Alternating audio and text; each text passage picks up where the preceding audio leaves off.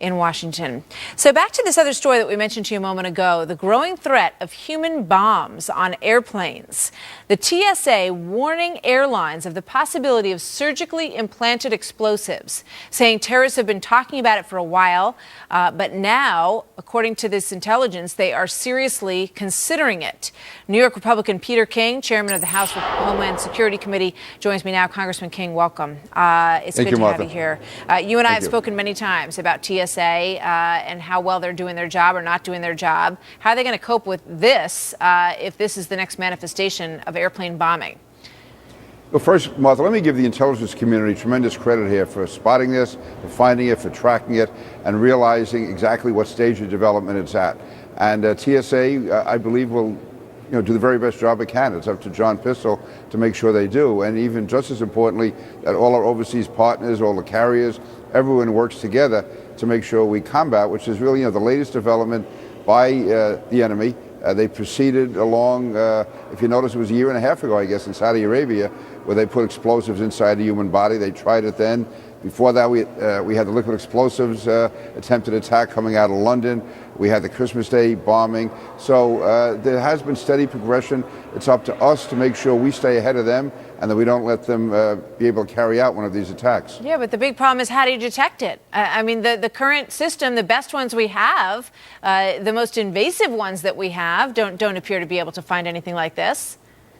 Well, first of all, we have layers of defense. There's intelligence, and also there are going to be procedures implemented at the airports around the world, which I'm not going to go into all the details, but there are going to be procedures implemented which we believe, if done right, can be very effective and should be effective and should be able to counter this threat. It's not going to be easy, but I believe it can be done if everyone does what they're supposed to do.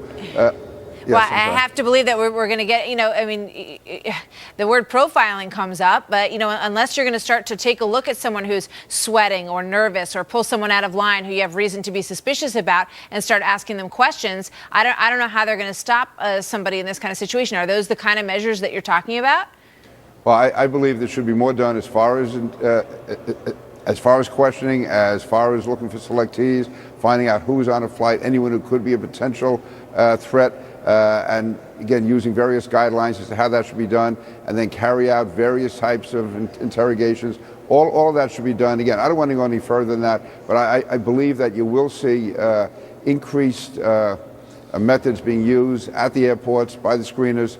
And I believe that, again, if done effectively, it may be inconvenient to some on some occasions, but if done right and people realize how serious this is, if anything good comes out of this, it should be a wake-up call to the American people that what a serious threat this is out there, and not always be concerned about what inconvenience they may have at the moment.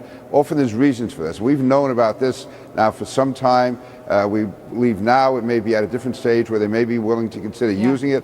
But again, that's often is what in someone's mind when you are being asked a question or going through procedure that you may not think is overly important at the time. Well, it's going to take some very astute TSA people to detect somebody who is a problem. And, we just saw this guy who used expired boarding passes and had no passport, as you and I discussed last week, able to get through these officials. So I hope they take this very seriously. And I know you guys are on it as well.